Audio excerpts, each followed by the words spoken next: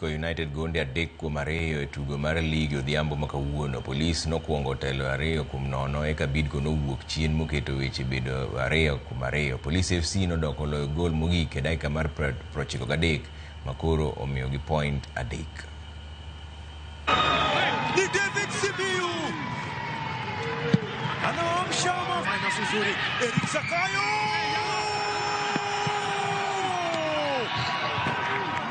bila ile Tanzania kichwa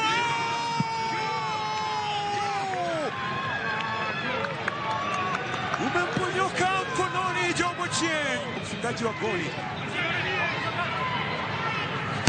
Jomo Chien aliyezalisha goli na safi wapo mafutani, ameifanya tena Jomo Chien akaicheza ndani ya Kitio Exo Misuri.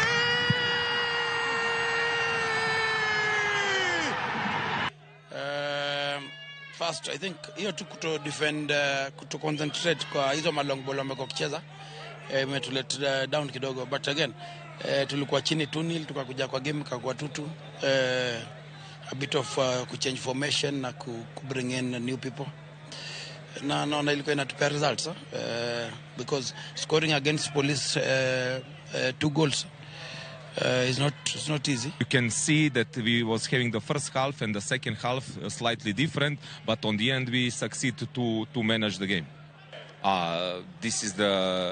Football is the game of mistakes, and who make less mistakes have more chance to win.